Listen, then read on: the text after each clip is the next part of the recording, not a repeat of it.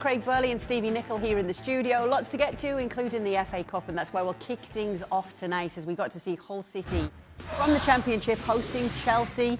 Let's get word from Liam Delap speaking after the game. We do come off it a little bit, but we just need to keep building under Liam, and hopefully we can put them collective performances together and start getting more points. Oh, well, and tonight. Thank you very much. Now we welcome in Nadim Anua, who was pitch side for us tonight. What stood out in this 4-0 win for Chelsea, Nadim? I think for me it was more a case of like how comfortable they made the game for themselves. A Hull City side who were playing at home with 25,000 people there. They're up near the top of the Championship and pushing on to get into the Premier League. But it seemed like it was more than one league separating the two sides. I think Chelsea moved the ball so well.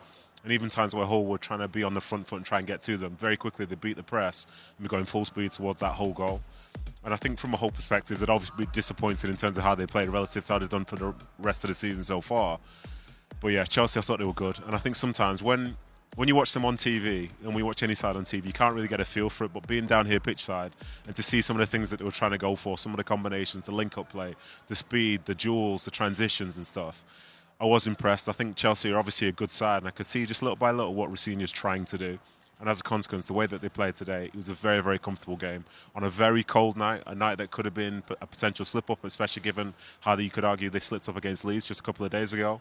But instead, it was a very comfortable game. And that's a huge credit to Rossini and his players. It's a long night at the office, don't you, when they're cutting the grass behind you? And a cold one. Yeah. And we're playing.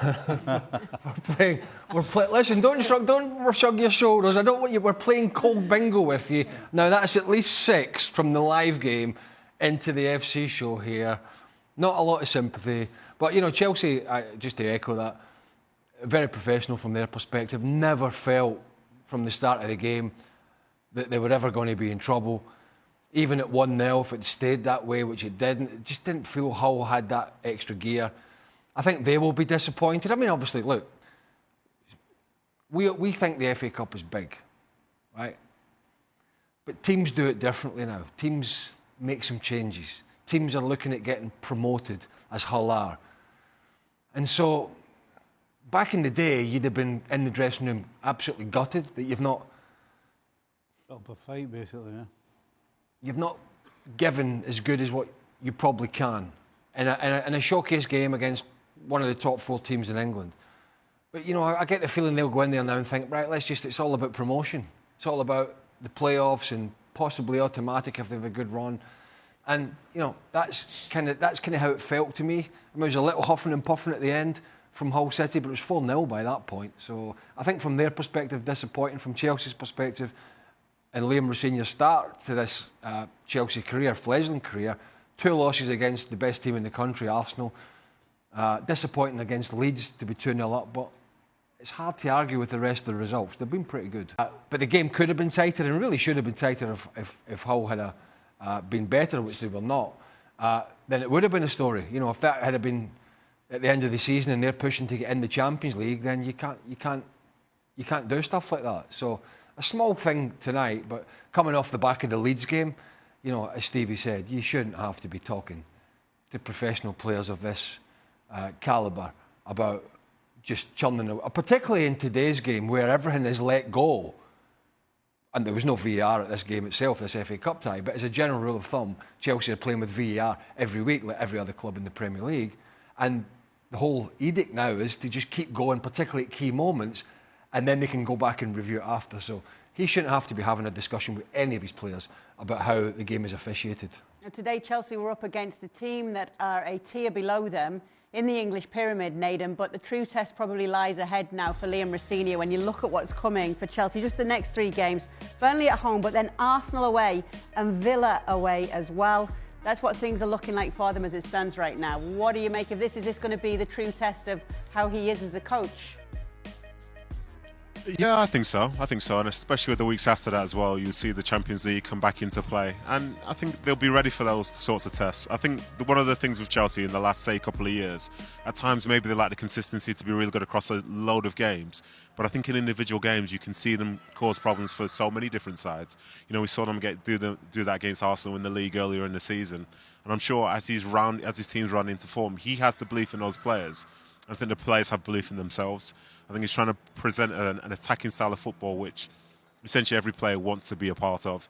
And as I saw today, it felt like a team that was building on what they've done in times gone by. So yes, it's going to be a test for them, but I wouldn't bet against them being able to sort of disrupt some of these games up ahead.